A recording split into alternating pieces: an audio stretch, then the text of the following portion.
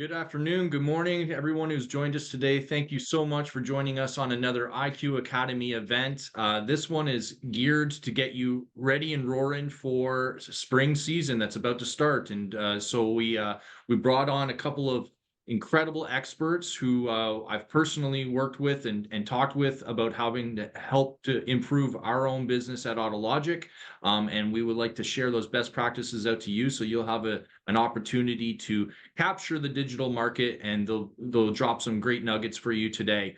The best person that I could think of to bring on to be able to mine out all the information they have is a person who is a veteran in this industry as far as finding out the pulse of the market, and that's Andrew Ross, who's the founder and publisher of Indie Garage and Jobber Nation, trade magazines in the automotive aftermarket. Andrew, thank you so much for being on here today. I'll pass it over to you, and I'm just going to sit back and listen to all of this great stuff today. Thank you very much, Michael. I appreciate the opportunity to come on here and talk. And of course, as those who know me well will probably recognize, I've been called a contrarian at times. I just try to look for facts. So I thought we'd jump off. We're going to talk a lot about digital and social and how to make it work for your business. But in the context of a reality check, this is the. I'm not connected to Yellow Pages at all. I'm currently holding up the Sudbury Espanola Yellow Pages, which has most of the categories are a couple of different businesses. There's janitorial services or stage management services. One of the outliers on that is the automotive service providers, who have 3 pages worth of listings in here. So for those folks who are still relying on your Yellow Pages to get the word out, I mean, good on you if it's working for you. But there's a whole digital and social digital and marketing world that is working for lots of shops who get it right. And getting it right is I guess the key to all this. So with me today, is James Channer from InMotion Brands, an expert in the field of getting it right, and also Adam Roach. Thank you for joining us, Adam. So let me start with James. InMotion Brands. Tell folks a little bit about what InMotion Brands is, and how you can help people make it work for their business. Yeah, definitely. Thank you very much for the opportunity. Andrew, great to see you again. Adam, great to meet you. And kudos to all the great work that you're doing for your clients in the automotive aftermarket. James Channer, co-founder of InMotion Brands. My partner and I met at a large national network of tire and automotive dealers. We led the leadership. He's a president, I was a vice president. There's about 600 independent dealers across Canada that was part of that network. And we experienced a significant amount of success, but we're always challenged in the agencies that we worked with from a marketing side, and really challenged them to help improve the return on investment. We had a 7-figure annual budget, and our responsibility was to drive value to our dealer partners across the country. We always knew that we would had an opportunity to kind of launch our own business, but to service automotive shop owners, and we just didn't know exactly what side of the business would we be focusing on. And so when we launched InMotion Brands in 2021, we knew we would be doing support services, software. We knew websites and digital marketing would be a part of that.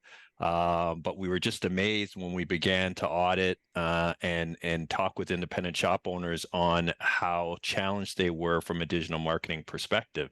It's great to them. And we had spent our careers helping businesses and managing those large budgets. We recognized that lots of independents without a national brand had a lot of opportunity to improve their online presence. And so since then, we've got clients east, west, north, and south of the border. And we primarily work with independent tire and automotive shops. We've got enterprise clients as well.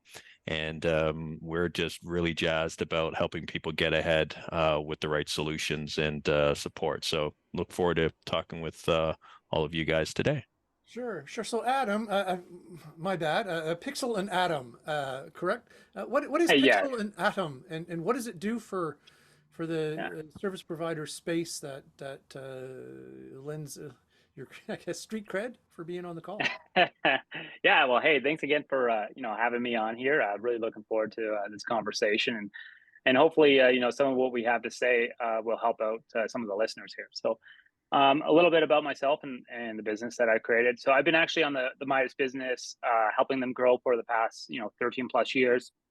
Our role really started off with supporting all the national creative, developing new creative, adapting the US creative for the Canadian market, but then as well as supporting dealers with store level creative and material, just really to help in their marketing. Outside of the Midas account, during this period, I was lucky enough, I actually grew and sold my previous agency. I grew it over 1,300% over a 4-year period. And with that, we actually became Canada's 26th fastest growing company. And with that, we manage clients such as Auto Trader with their national campaigns, and we man both on the national and local efforts.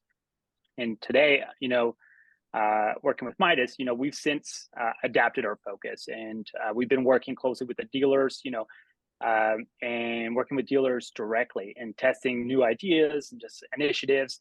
And then what we do is then we just take those successes and roll those out nationally. One of those is what I'm really excited about is local social. So activating on social media, allowing dealers to engage with customers. And with this type of program, we've shown like tremendous success with this program, and we've seen upwards of a 20 times return on media spend. But obviously, this type of success didn't come overnight. This was, really working closely with the dealers and just continuing to optimize our efforts. So, yeah, Sure, that's a sure. little bit about us. Yeah, for sure. I'm gonna kind of step out here because you mentioned something that I certainly see and through my scroll throughs and my hobby is looking at all of this stuff just in my own personal time too. So I see a lot of social postings from independent shops out there. Um, we've committed to talk about like where are shop owners wasting their money on some of this Mm, stuff, but where are they getting where is it getting right? How do you get it right? yeah, What's I mean, because everybody's all over the map. I mean, I see like humorous ones and crazy ones, and really, whether they focus on their shop tour, or the other ones they're like, look, come have a great coffee. I mean, it seems all over yeah, the map. yeah, absolutely. And I think it's kind of really defining what those goals are initially, right? So, when you set up any kind of marketing initiative, I think um, what truly matters is understanding the return on advertising spend, as well as having a process just to track in and against that. So figuring out what's working, what's not, right? So digital advertising, it is really just a matter of continually testing and refining your approach. And this is both with platforms, offers, and as well as the creative that you're putting out there. And I think it's, honestly, it's just great to test out new offers and ideas. But with digital, what digital allows you to do is it does allow you to be flexible and agile and allows you to pivot if you're not seeing that return. I think a good rule of thumb is when you're activating on a campaign or an offer is try to get to that 5 to 1. So for every dollar you spend in, you should be getting at least $5 worth of sales, and then try to optimize off of that. Another area that I think is really truly not understood, especially for people who aren't familiar with the space, is it's this underutilization of the customer data. So I think that's a bit of a missed opportunity, and we always recommend to really use everything that's out there to track the customer behavior. So this is adding in pixels, creating lookalike audiences. The better that we understand that customer, the better we can kind of cater our communications to them and have a higher degree of success. I see a lot of shops when they do, digital marketing. I mean, a lot of shops, they don't have a digital marketing person. They don't have a marketing person. It's the team at the shop, or whether it's a couple who's running it and somebody's got the responsibility over doing this side of it, or they have somebody on staff who's just really interested and wants to do it. Um, I mean, that can have mixed results, obviously. But it's also a question of, all the best messaging in the world doesn't do you much good if it doesn't go to the right places, right, James? Yeah, I think just to kind of branch off from where Adam was going in your question previously, and it's really about tracking. The great thing about digital marketing, it's all measurable. You've got to put obviously those measurement tools in place, but this is a second language to the shop owners, and so what we recommend is to start with a relevant report. Or digital audit is, or another word, digital audit.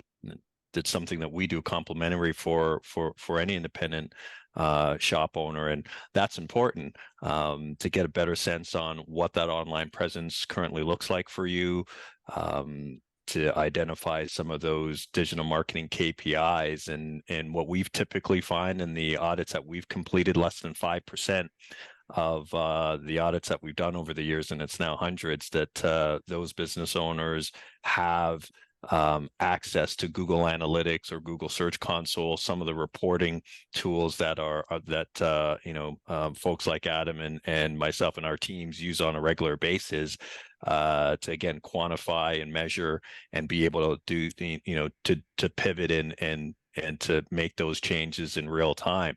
And so business owners in our space, they don't really understand it. They don't have that reporting in place initially. And so, our recommendation is that's where you should really start.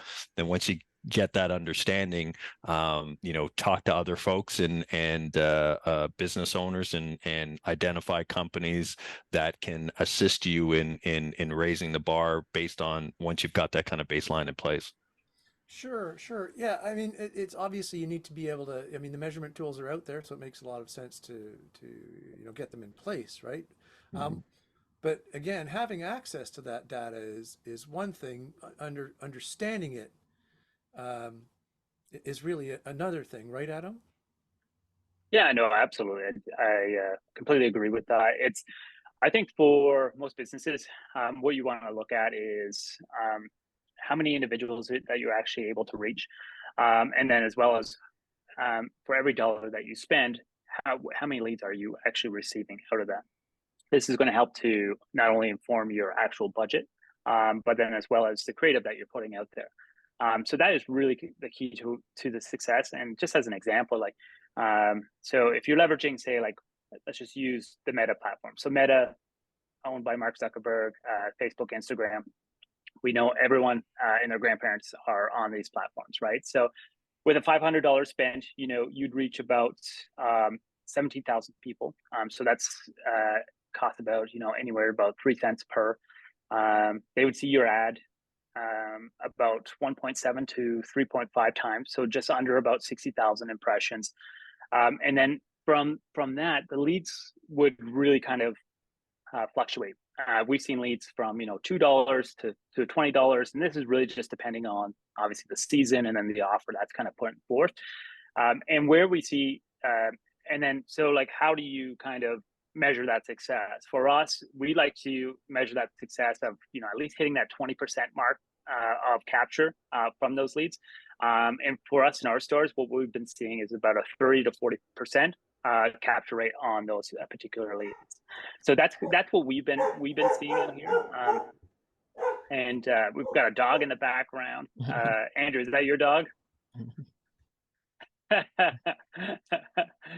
So yeah, that's really kind of what we'd be looking at as the key things to be paying attention to, and it's the most important.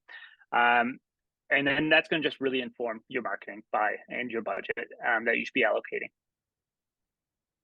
Yeah, and on our side, Andrew, in our business, we kind of focus primarily on paid search and organic search is really the two drivers that we find has generated the most. Primarily organic search is where we really like to help our clients start. We find that paid ads, be it on social, on Meta, or even on Google, certainly is necessary.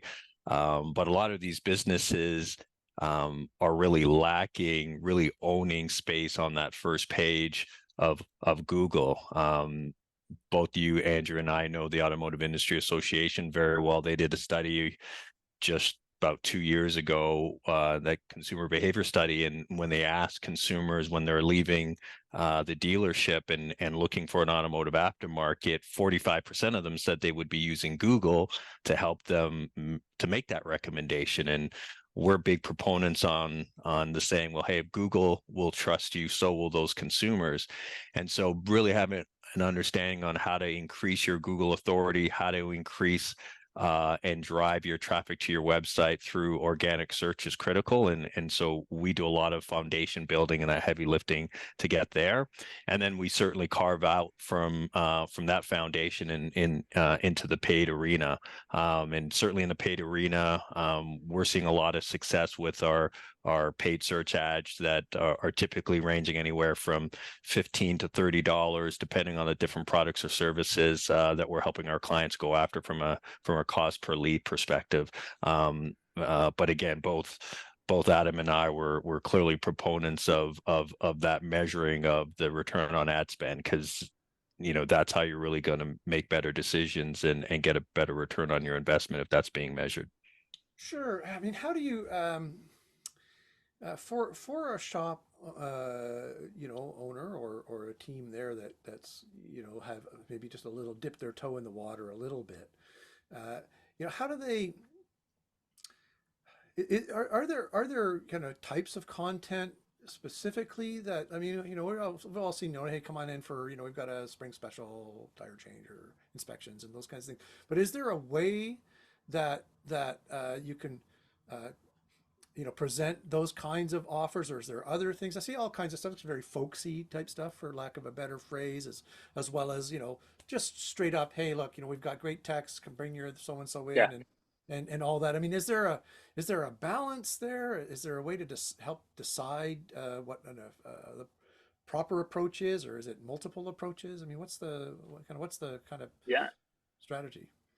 Yeah. So I think, that this is part of the, what I was talking a little bit about is, and it's about a bit of trial and error, figuring out what your customer resonates towards. So for us at Midas, we, it's about communicating that, hey, we're the experts, presenting that professional image of the store, employees, and services. And then when we're developing this content, we actually break it down into 3 categories. So we have services. So what they do, promotionals and offers. This is typically what we put our paid dollars behind. And then as well as engagement pieces. So this can be anything from surveys to those memes. But you're right, like the folksy idea, like this, that actually works extremely well. Like this local, real content. This is what people crave. They love the when stores are authentic, that it is a real person behind that. This is where we've been seeing a lot of the success, where we have all this national effort happening above. So the TV, the national digital buys, everything else. But then we've been playing in this layer underneath, which is this local front, and really just kind of highlighting these stores and the business owners themselves. So I think, when you're deciding on, putting yourself out there, I think it's just a matter of, how do you want to present yourself and your business, and then just trying a few different areas, and don't be afraid to get in front of the camera and to speak, because this also works quite well. So we have we work with a dealer up in Edmonton. His name is Mike, and his new name is Midas Mike, because he gets in front of the camera. He speaks about some of the stuff that he's doing, tire sales, or maybe some of the the lift kits that he's done, and people really do appreciate that, engage with that content. So it's a bit of a trial and error. Sure. And so just don't be afraid to put yourself out there. Right. It sounds a little bit like, I mean, for the right person, it might even be an opportunity for them to be kind of a local influencer, right? Like they can do Yeah, these things. absolutely. And you know what? I think that's great because then you know, people will be coming towards coming for you for those particular services and asking for your name, and that's you know, great for business. Do you, yeah, James, do you see this kind of approach where somebody's, taking that direct personal approach? Does that show up in the data? Oh no, absolutely. We really got to kind of separate it here. At both Adam and I have that experience for when we're talking about the national brands and then versus the independents.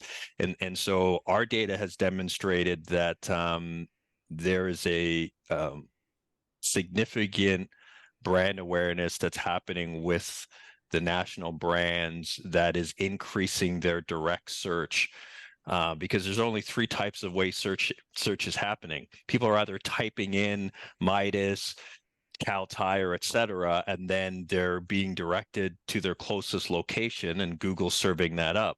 Or you're typing in Michelin tires near me, or Honda service near me, and then when that Google then presents you those listings, those web pages on that first page of Google, some of them are sponsored ads, paid search, or others are organic rankings that Google has decided to present.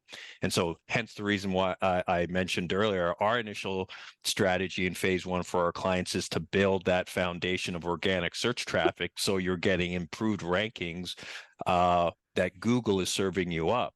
But clearly what we're seeing on the higher in the funnel side, because that's for people who are in consideration, we too are doing a lot of work similar to what we've done for our enterprise and our franchise clients, is local brand awareness in that local market for that independent shop. And so we've sent videographers out to our clients' locations. We had a client in London who had some video content produced for him, and then we snipped that content down. We put it on we placed it on the website, connected it to his YouTube channel. We snipped it down into video display ads. So we identified the demographic that he wanted to go after, the specific geography of those individuals that he wanted those ads to be presented in front of when those people were online streaming videos, subscribing to their YouTube channels of Taylor Swift, or watching the Super Bowl online, or CTV, or the hockey game, or whatever it might be.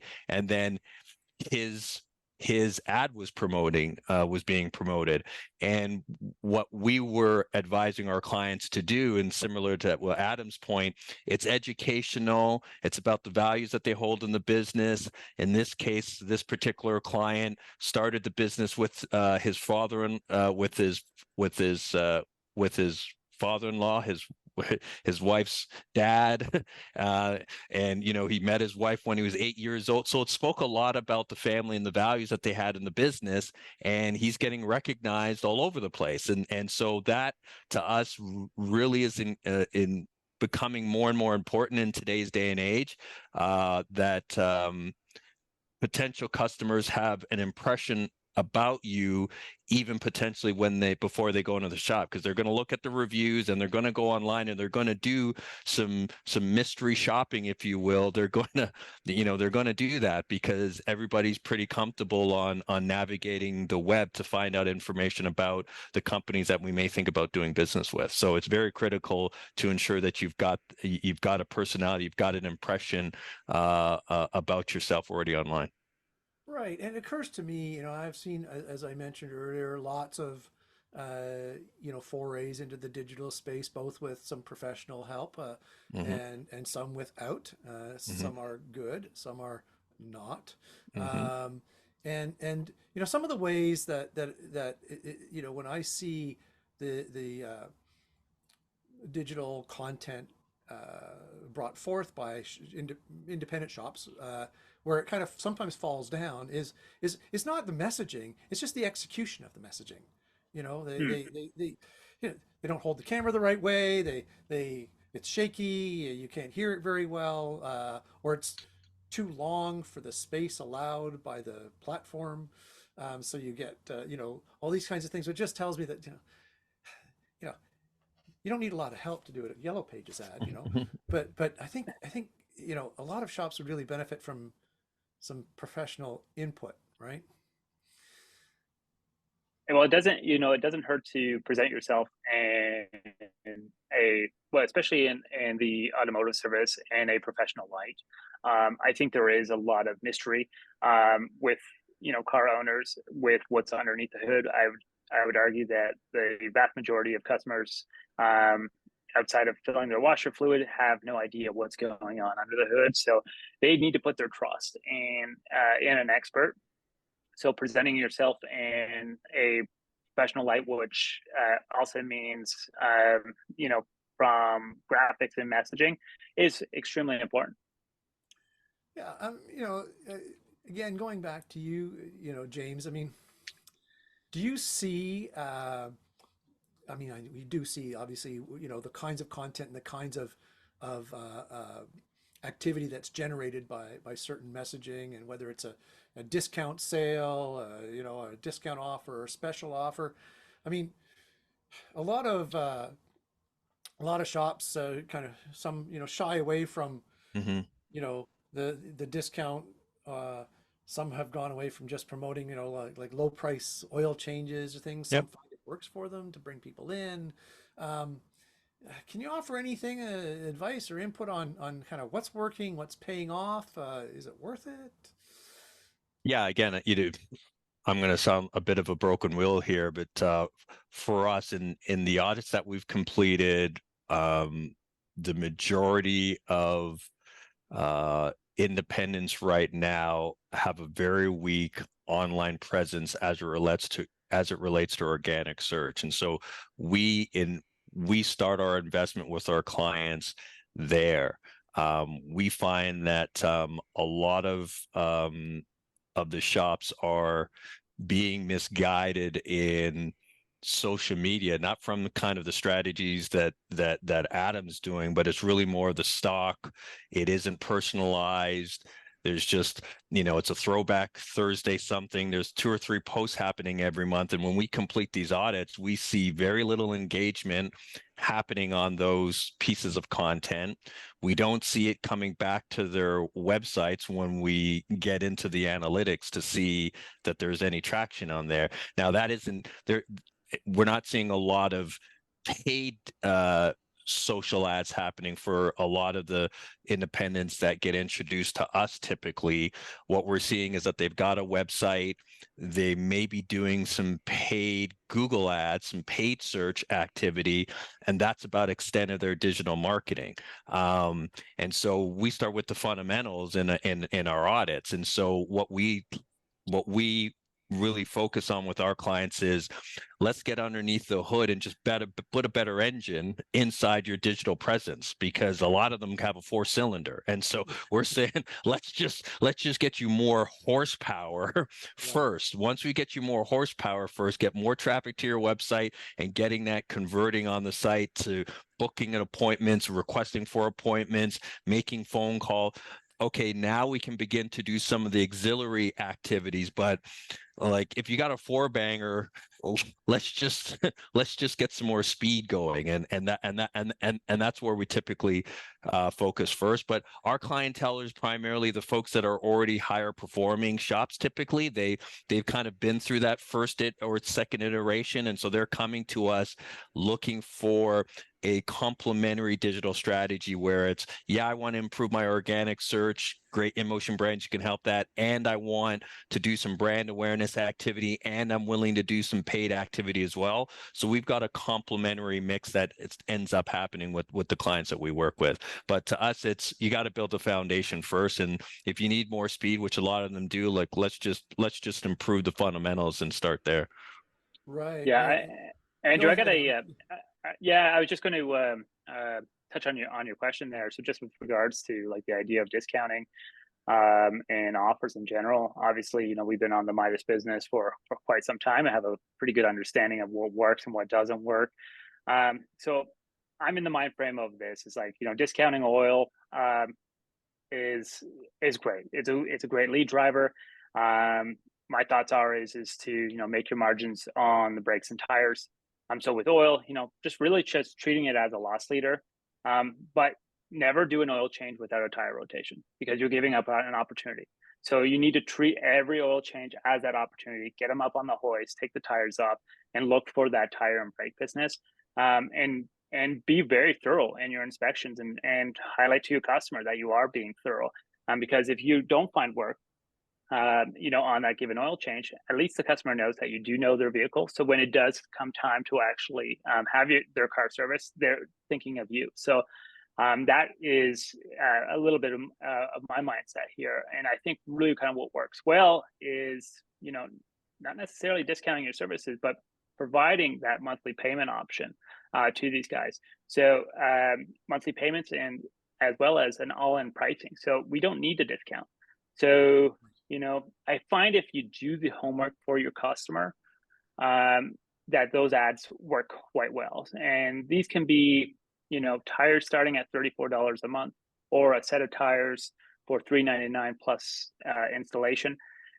This is communicating it simply, creating it where the customer can put that into their monthly budget, allows them to make that decision and to say yes a lot easier. And these are a couple of offers that have worked extremely well with us. And working with AutologiQ on the financing has been, extremely successful for the dealers that we work with. So, Right. It sounds to me, most of the again, just social postings, not a lot of it's paid, as you mentioned, from the automotive space. But looking at it, there, I guess to put it kind of bluntly, it pays to have a strategy behind what you're doing. Because a lot of what I see, there doesn't look like there's a strategy beyond getting my name out there, posting something on my Facebook page or whatever. And having a strategy that goes beyond just, these are the ads we're running, this is what they should look like, and this is what happens. This is what we do with the customer when they Oh, absolutely. Yeah, no, absolutely. And yeah, again, just to rhyme off what's been discussed, our clientele, we're not doing discounting. We don't have any campaigns that we're running for our clients that are discount related. And again, we just don't find that's attracting the type of customer that they're looking for, because there's already a lot of that's happening in the marketplace. With our clientele, we're really focusing on a variety of different search tactics that are getting them more the type of businesses, more the type of business that they're looking for. The great thing about when you're driving an organic search strategy, you can, and same thing for paid, you're specifically identifying the type of keywords that you're willing to bid on, or that you're looking for Google to give you a ranking position on organically. And so we work with our clients to take a look at the mix of the business that they're in. Are you more tires and wheels and a heavy tire retailer? Well, then the content that we're building on your site is going to be related for those particular brands, for those types of services. If you're more of a diesel and import, we're going to work on those types of keywords that those types of consumers are going to be typing in. So yeah, it has to be about that strategy. And Adam mentioned this earlier, and I'll bring it back. Taking a look at what data you have in your point of sale system, your shop management system, is critical. We've done several pilots with our clients where we've pulled data over the last several years of the types of services that were the most profitable, the types of makes and models that they've been servicing that have been the most profitable, and then we built a content plan to drive more organic traffic for when those people were searching for that company, that automotive aftermarket shop that I don't know of. So I'm just typing in Mercedes service near me because I came from the Mercedes dealership. So I'm just trying to figure out, hey, who's done a Mercedes brake job on a 2021 Right, GLS or right. something. Yeah. And So so we find that, trying to capitalize on the absolutely. opportunities as they present themselves, which is a little bit different from the kind of traditional. I mean, obviously, word of mouth has been kind of a key marketing, call it that, methodology for the independent shops for time immemorial. But this is an opportunity to connect kind of word of mouth ish with people you don't know yet, right? Yeah, absolutely. You know, and again, I'll say it again just for the audience to hear it, is that if Google trusts you, so will the consumer too. If if you get an organic ranking position on the first page of Google for hundreds of different keywords, that's making an impression on the consumer. But even before, because they're thinking, hey, if Google is putting you there, I believe that Google knows who I would maybe want to consider going to. And then once they start to look at your reviews, they start to see the kind of content. If you've got some videos on your site or on your Facebook channel, on your Instagram, and you're talking a little bit about educating folks, you're already there. By the time they get to your website, they're probably pre-booking or requesting a book because, again, the data shows us that on average, consumers are spending less than 45 seconds on your website. On average, on all the sites that we manage, like, folks aren't spending a lot of time when they get to your site after they've done all that research, and so they want to take action. So you've got to build your site that has a lot of those call to actions pretty quickly. And I'm sure Adam can expand on that too, on what they see at Midas. Yeah, sure. And then I'm just Yeah. add to this, because like a lot of folks, I'm sure, I'll get to a website and then I get like caught because I don't Hmm. know where to go. I don't see a button to thing. I can't. How do I make an appointment? Where's the phone number? I mean, so these leads might come in, and we can talk a little bit maybe about what happens with the social kind of leads too, and how to handle that. But also this other side of it. So this is all kind of in a part and parcel, right? Right, Adam? Yeah, so I think you take a look at your customer journey on how they would actually even find your shop. So, you held up the yellow pages back in the day, and even today in Sudbury, you type in, the service that you're looking for. Google will provide those results. Half the page is going to be paid, but there's also going to be, it's like my business, right? So my business is also going to, with a great ranking, as James was speaking to, that your location will be shown at the forefront. This is going to provide your address, your phone numbers. So if a customer needs your phone number or address, they're most likely going to go through this particular channel before even getting to your website. I think one of the most important things is, like, when people are searching for your shop, they're actually looking to make that appointment and to book that service. So, so with that, I think it's just really kind of, if you have a site or you're looking to kind of improve upon it, it's just really finding a company that can actually integrate with your existing shop management software. That would be actually at the top of my list. And then secondly, someone who's just focused in on reporting, heavy on analytics, and then as well as speaks to that continued optimization, as James has been speaking to. It's just like it's a continually to improve upon it, to improve your overall ranking. It's extremely important. So with that, like you said, it's just like, you want this site to be simple. Like, they're just there to, like you said, whether it's finding that address, that phone number, or book a service. We can clarify all those questions and answers right there. You can do that through a live chat or simple text or phone call. We don't need to get complicated on the website. It can be pretty straightforward. It can get up and running in no time as well. The key pieces to it, and James has spoke about this as well, is just making sure that it's optimized on the background and for that ranking purpose.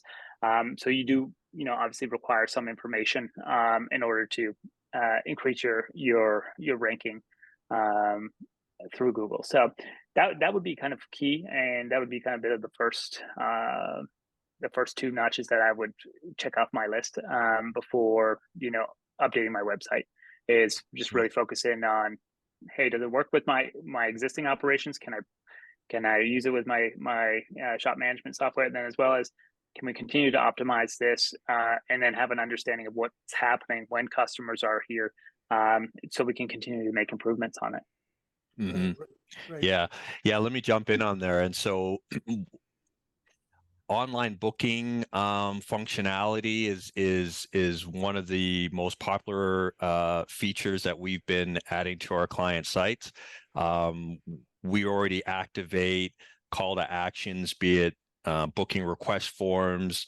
But what we're seeing more and more now is third-party software that's integrating with the shop management system that is very user-friendly, very intuitive software, where when the consumer begins to enter information, they're getting a series of questions. If they hit on brake pads, are you hearing the squealing? Is it a vibration? If they punch it in, once they give their telephone number, they get a text with a code.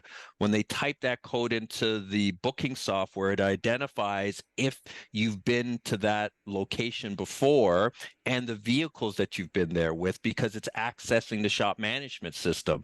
That's intuitive. That's the type of convenience consumers are looking for today. And so, yeah, to piggyback on what Adam's saying, we're really looking to continue to partner with third-party software companies that are deploying the type of features that are giving our clients an edge as it relates to when we get the traffic to their site, that those leads can actually convert quickly to get to an appointment, because a lot of consumers are more than happy of booking an appointment without actually even getting on a phone with someone, as long as you give them the journey that answers the right types of questions. But again, you've got to be the type of operation that is really buttoned up in your workflow to be able to do that. So I'm not saying it's for everybody, but clearly we're seeing with our clientele, that's probably one of the most common features that we've been working on. And obviously, creating call to actions on the financing, getting to a calculator at an AutoLogiq, that's pretty much standard for all of our clients coast to coast, because we strongly recommend having a financing option, because that's just good business in today's day and age. So that's a shameless plug that I'm more than happy to make, because we work a lot with Michael and his team there at AutoLogiq with our clients. Yeah, no, for sure. Well, we're certainly seeing, the pressures that people are being put under financially. It's in the news every day, right? So, Mm-hmm. it's if it provides an option that is, credible, easy to manage, and all of that kind of good things, right? But it occurs to me as we're talking here, and this is again not a new metaphor. It's an older, but back in the day, before ATMs showed up, we used to think that good customer service was given by the teller at the counter, and Mm-hmm. we'd wait in line for that with our little slips of paper for Right. withdrawals and deposits, right?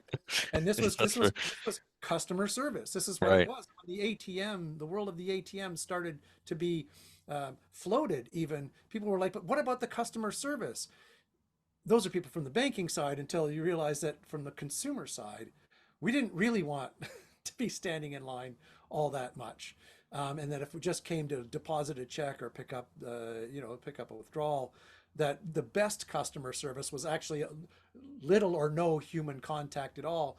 And we're seeing that happen now, obviously. And it's a mindset shift for a lot of shops, right? Like they feel like that personal thing, that connection with their customer is this face-to-face thing, but the customer base in a large part has kind of moved on, right? They may love you as a person, that when they come and they bring their car in, they want to say hello to Joe. But when they're just doing this transactional stuff, they just as soon sit with their phone and do it, and while they have a couple Absolutely. of minutes, not have to hang on the phone, right? Yeah, it's funny. I actually use this example. So my wife, she's a high level. She's a high level in her given field, and with that, she's constantly speaking. She's a leader, leading large teams. But she wouldn't pick up the phone to order a pizza. She will use the online feature before actually picking up the phone, or find an option where she would do that. And you're seeing this behavior across the board, and this is really why you're seeing this online, the messenger, the texting, really kind of taking off, because you're communicating with how people want to be communicated with. And I think from a shop owner perspective, it's like, well, how do we manage these new leads that are rolling through, right? So And I think the best way to kind of look at this is like, really just treat them as you would a telephone call, pick up, be responsive. By simply doing that, you're going to see your online conversions go from very low to 30 to 40%. And also I think another thing too is this is a little bit different than speaking on the phone. The conversation sometimes can take over an hour, but it's over a span of an hour. It's just because perhaps the customer is distracted or just hasn't had a time to kind of respond back.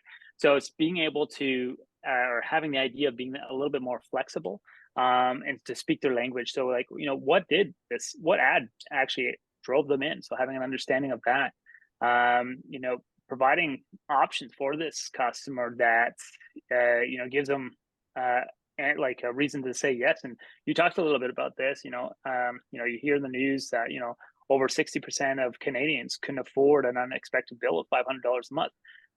This is probably higher. And so with that, it's just like these individuals, they still need to go to work, and they need a vehicle, and they need to be safe on the road. So this idea of providing this customer with options is going to be key. So this is, the idea of breaking those payment options down into monthly payments, or creating those kind of lump sum, so they can do those calculations of, can I make this fit within my monthly budget? And with that, we're going to be able to provide that customer with a safe vehicle to continue to earn a living, and hopefully better times are ahead for that.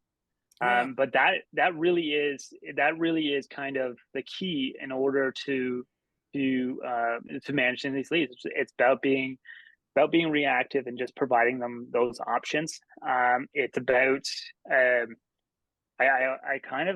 say it's like like you're in a park and you're feeding some squirrels. You don't want to make any big movements. You're going to scare them away. So this is that idea. You don't want to give here's the price of tires for $1,000. Well, let's present them with a finance breakdown of what this could actually look like over a monthly payment schedule, as well as the total price. So then what that does right there is that avoids that initial sticker shock. You're able to actually get a larger ticket for your store, and then the customer gets what they're looking for. Right. I mean, some of this is really speaks to a real shift in the customer base too. I know we're not here really talking about financing, but the idea that you really need to be upfront with all of the options, all of the things that will address any barriers, because you may not have that opportunity at the service counter, right? I mean, it used to be, well, if the customer came in and pulled a certain kind of face at the estimate, then you'd be like, oh, okay, well, I think I might need to offer this person, something different. But you don't get that opportunity really necessarily. So somebody comes in and just say, look, as you say, tires, spring, switch over to your summer tires. If you need tires, it's $1,200 for the set, or X number of dollars a month based on this, and that being right up front with it, and addressing those potential barriers kind of all at once, right? Yeah, absolutely. Exactly. Yeah, we do, like, another piece of it too is it's a fine balance, and this is something both with the creative that you're putting out there, trying to find that right balance. So is the way that you're communicating with your customer, right? So we don't want to provide them too much information, because then that's analysis paralysis, right? And bottom line, we're just trying to get them into the store, and then so that way our guys can go in and close the deal. So that is, it's really kind of finding that fine approach, and that just takes practice and seeing what works for your market and customers, because it does vary from market to market. Sure. Well, it also helps to have some experts on side, right? To help, so you don't have to learn everything all on your own if you're running a shop. So, James, it's been great having you on. I don't know. I know we covered off all of these things about the best way to do it, but I keep coming back to this. I'm like, if I have to learn all of this myself, it's going to take me, I'm going to lose a couple of seasons and probably more hair than I care to. Right. but there's experts out there that you can reach out to. I mean, James and Adam are two of them. I'm sure you'll be able to connect through our friends at AutoLogiq here. Michael, I'm sure wants to say a few things as we kind of ring off here, but the keys for me is one, seek professional help. We could all use a little bit, and know that there's a way to do it, that beyond what you're doing, just posting some random videos, even funny ones, which are awesome sometimes, and that there's a way to make what you want to do really, really work for you, right? Yeah, absolutely. I'm just going to interject for a second, guys. Please go just ahead. because, one of the we have 5 core values at AutoLogiq. Our 5th core value is our most important, and it's passion. For us, it's passion to serve.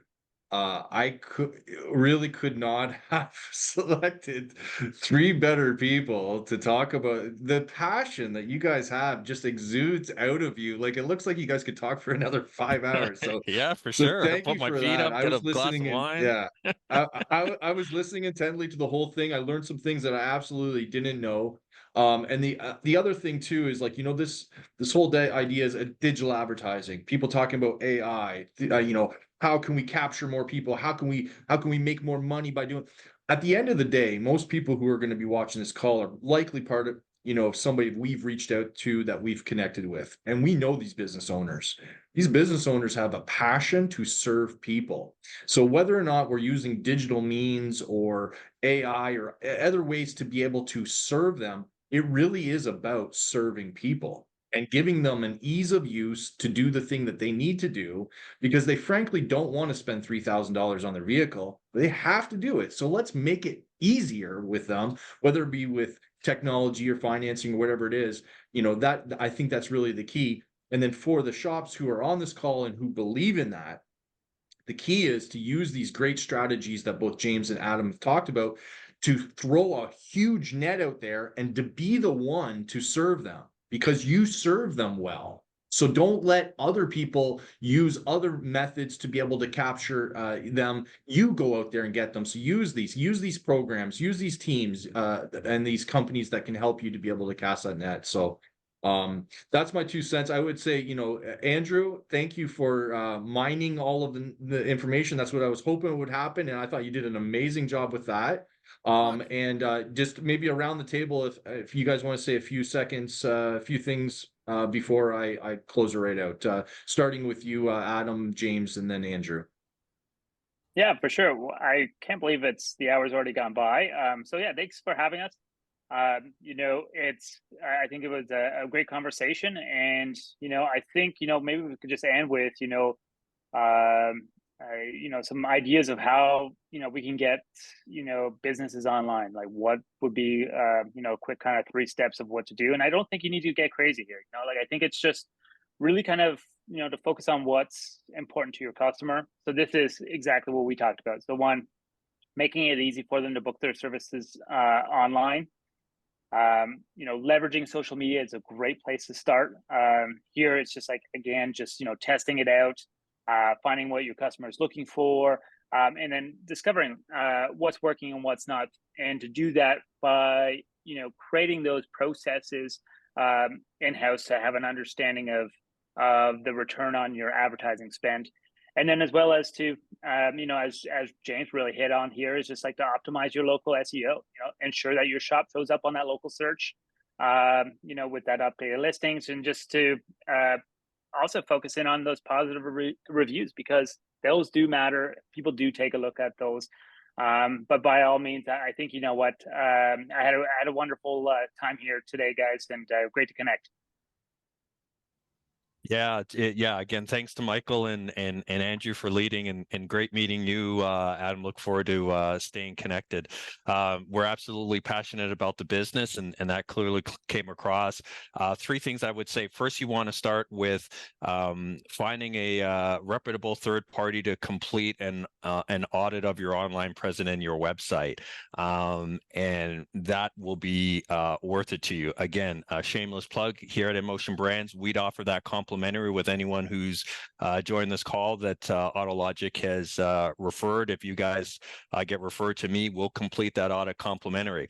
And we'll then give you questions that you can go back and ask your current vendor or provider, so you can begin to understand some of those measurables, some of those KPIs that you'll need to get your head wrapped around if you're going to make some decisions about deploying a strategy.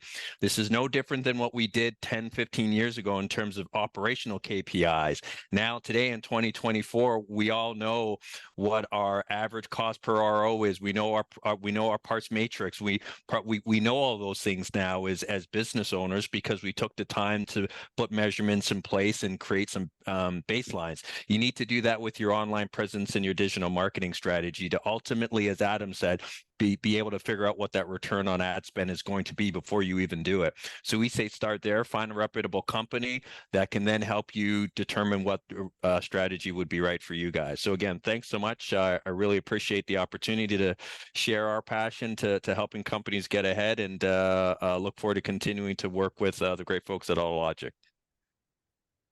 So I guess, I mean, the only thing I would say, just in closing, for shop owners and those who are, put in charge of this digital space or whatever, is not to make assumptions about your customers and the platforms they're on or not on. I mentioned, the yellow pages earlier on, and there's certainly people out there, customers, who will be like holding on to that thing, having it on their kitchen counter and looking for their things that they're looking for in local services that way. Increasingly, of course, that's not the case. And shop owners should not make the mistake of assuming that because they might not be that comfortable working in the digital space, that their customers aren't comfortable in buying through the digital space. They're very different things. Instagram, Facebook, all the Google search stuff. This is what people are living with every single day to varying degrees. You really should be there, and get comfortable with it, or or you're going to be losing out. Simple as that. So.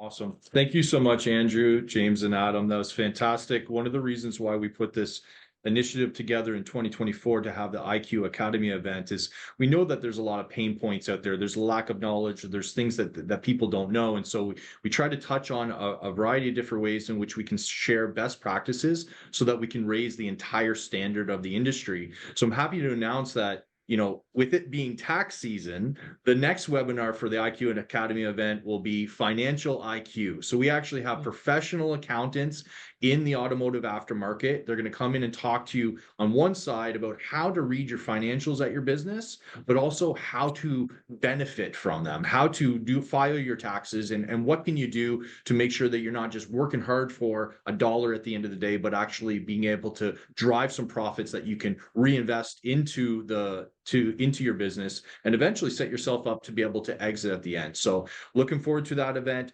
Thank you everybody for joining today. Thank you, Adam. Thank you, James. Thank you, Andrew. Excellent job. Bye now.